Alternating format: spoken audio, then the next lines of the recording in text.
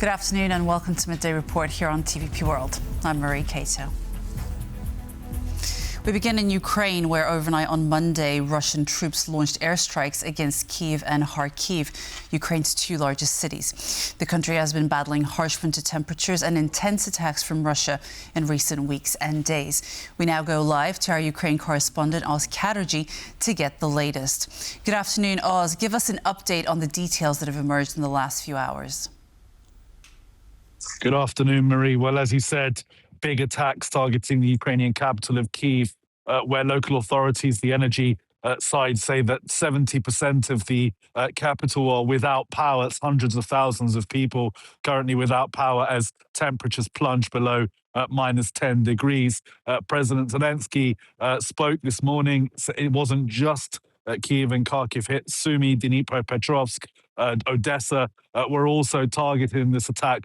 4 people killed in Kharkiv as Russian attacked a parcel courier service, Nova Pochta.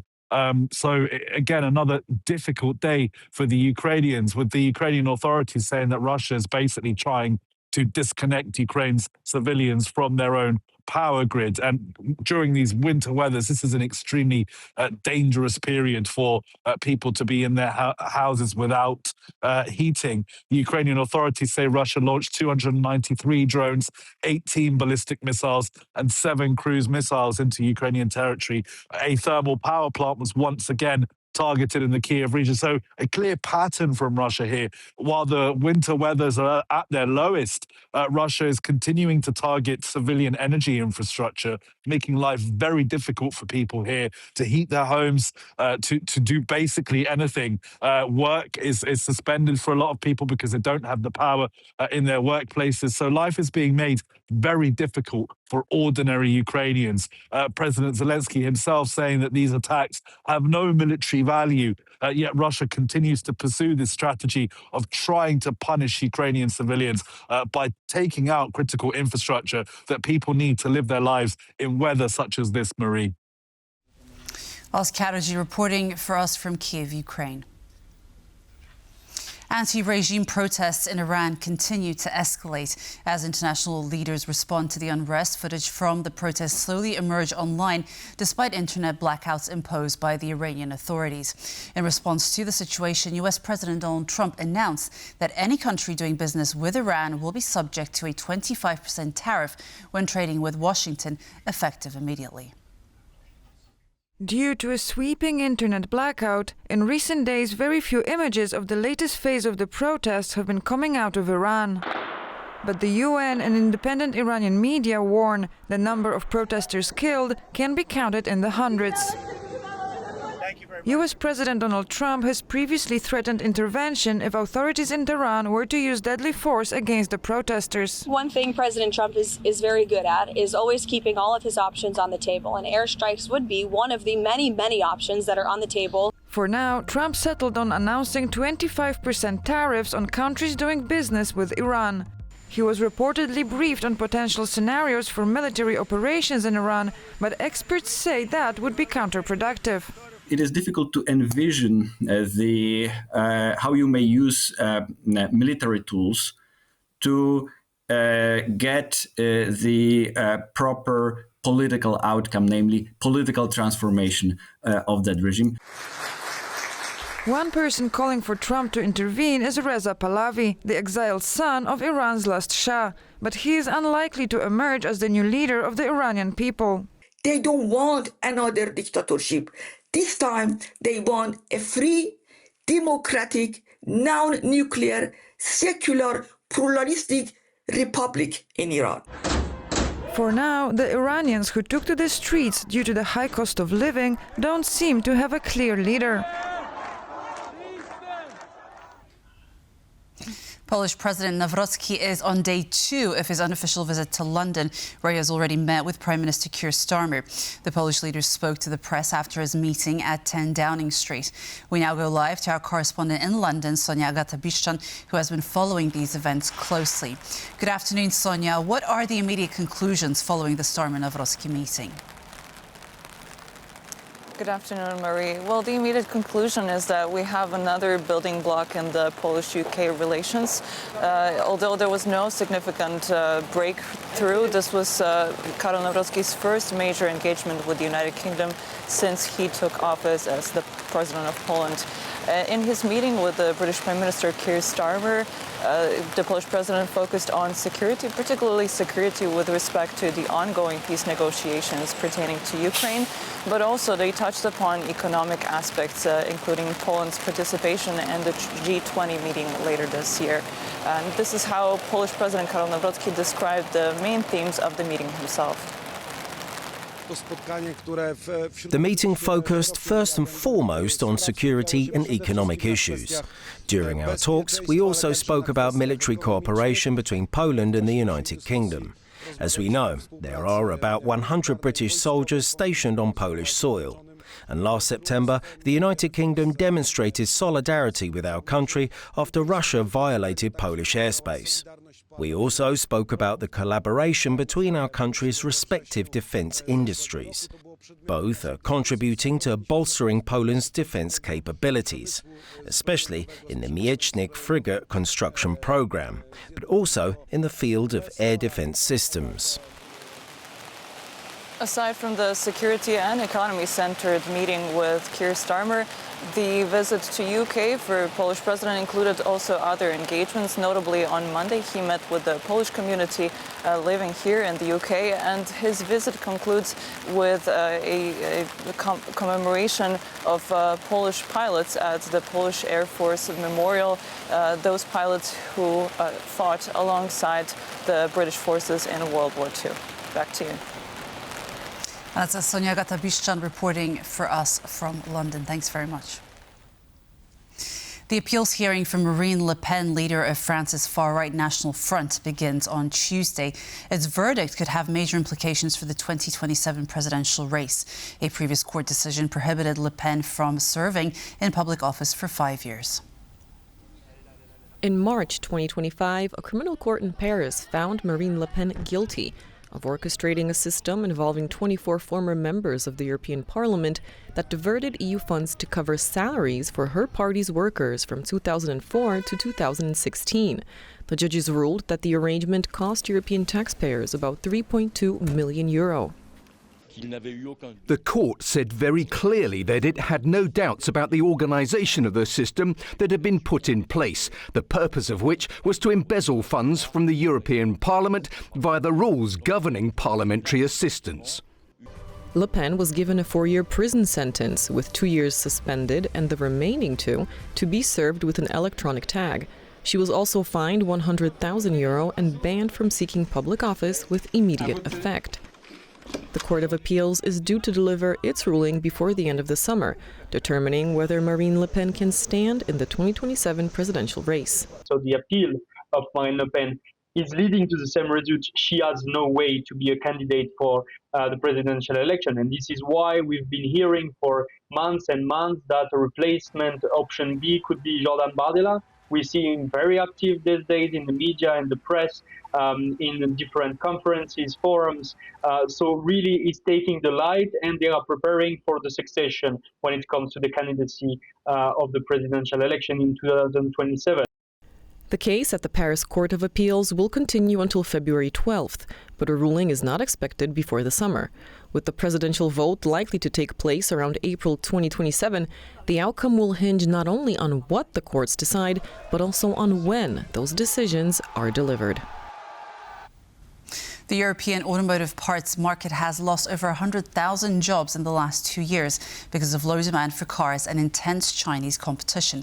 But the news this week is that the European Commission has laid out new conditions under which China-based electric vehicle makers can replace EU tariffs with commitments to sell at minimum prices. We now go to our Brussels correspondent, Alex Cadier. Good afternoon, Alex. Tell us more about this setup and what this means for the European automotive sector. Well, good afternoon, Marie. Let's start with that news about those job losses. It is completely unprecedented. We heard from the trade body that put these numbers together, 50,000 job losses in this sector in 2024, 50,000 in 25, 54,000 in 2024. The Secretary General of KLEPA that put together these numbers says that we haven't stopped the bleeding. To give you a sense, as I said, 54,000 in 2024 alone. In the first 2 years of the COVID pandemic, 2020 and 2021, they only cut 53,000 jobs. So this is really a significant job loss problem within the European car parts industry. You rightly mentioned it. This is down to Chinese competition. This is also down to the low uptake when it comes to electric vehicles. You mentioned also in your introduction this decision by the European Commission to give guidance to those Chinese-based electric vehicle companies on how they can avoid the 35.3% tariff the Commission has put in place for Chinese EVs. This was done, of course, to protect the European Union's automotive industry, including the parts industry that I was just talking about. It was made very clear for Chinese EVs, if they want to come to the European Union, each and every single model that they send here, that they want to export to the European Union, has to have a minimum price, a price that is competitive with European car makers and that respects the European market. Now, that will clearly be a bone of contention with Beijing. This tariff on Chinese EVs has been a real source of tension between Brussels and Beijing.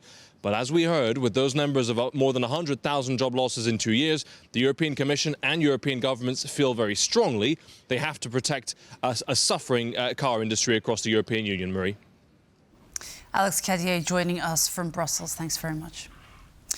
Bulgaria is getting used to the euro, its new currency, since January 1st, but perhaps the greater concern is the country's lack of an operational government.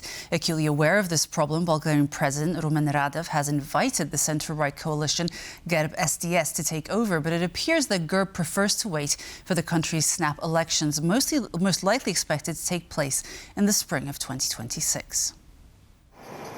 Heavy snowfall, then some local flooding, and even a waste management crisis in the capital. Bulgaria is grappling with a range of problems, but one towers above them all. The country still has no government. Following mass protests on the eve of 2026, the Big Tent coalition government, spearheaded by the centre-right GERB party, imploded. Now the country's president offered GERB a mandate to form a new government. You showed wisdom by resigning after the mass protests, but society expects to continue governing responsibly, in accordance with all constitutional requirements. But the offered mandate has been rebuffed, as the party would rather ready itself for snap elections. We believe that March 29th is a good date for holding elections, which is why I allowed myself to reject the exploratory mandate as unsuccessful. According to the constitution, the president will now offer the mandate to two other parties, but their chances of forming a coalition government are only theoretical. The vote already seems inevitable, and pre-election rhetoric is beginning in earnest. Our towns and villages expect work not to stop, so that we do not end up like Sofia, sinking in filth, ice and stench. This vote will be Bulgaria's seventh since 2021, a testimony to deep political instability in the country. And Sofia is being rocked by this political crisis while confronted with another uncertainty. On January the 1st, Bulgaria became a member of the Eurozone. 2 weeks in, and there have been no major disruptions, with exchanging the remaining left coins being one of the biggest problems so far. At the bank where I'm a client, they refused to take my Bulgarian coins because they don't have a scale and can't count them. The fee they are asking is more than what I have to deposit. The conversion from left to euro was facilitated by the fact that the Bulgarian currency has maintained a fixed exchange rate, first with the German mark and then the euro, since 1997. Although in the early days after the conversion no major price shocks were noted, the impact can still show in the longer term. Myanmar is on trial for alleged genocide committed against its minority Muslim group, the Rohingya. This Tuesday marks the second day of the International Court of Justice proceedings in this landmark case. It was filed by the Gambia in 2019, 2 years after Myanmar's military launched an offensive that forced some 750,000 Rohingya from their homes, mostly into neighboring Bangladesh. The Gambia is accusing Myanmar of breaching the Genocide Convention during its 2017 military operation. This follows a review of what the Gambian Justice Minister calls, quote, credible reports of the most brutal and vicious violations imaginable. It is the most simple dream to be able to live in peace in their homeland under conditions of dignity and security. Myanmar has denied them that dream. In fact, it turned their lives into a nightmare, subjecting them to the most horrific violence and destruction one could imagine. The lawyer representing the Gambia at the ICJ warned the bench. Very frankly, the evidence you're going to hear about this week is dreadful, and it's going to be very tough to listen to some of it. But listen to it we all must, and draw the necessary conclusions from it. We say you must. Those who witnessed Myanmar's military offense recall the traumatizing events. They were not only shooting, but shelling mortars. Whenever a mortar was launched, we squatted. Many died in the spot, on a slant. We crawled and swam the rest of the way to reach Bangladesh. Activists focused on the case say it could be a breakthrough. This is a very important case for the Rohingya people. We're waiting for the justice for many years. In 2017, Burmese military killed thousands of Rohingya people, raped thousands of Rohingya women. About 1 million people fled from 2017 because of genocidal acts by the Burmese military. The case of the Rohingya people has long been on the radar of humanitarian organizations, with UNICEF sending out their Goodwill Ambassador Orlando Bloom to a refugee camp in Bangladesh in November 2025.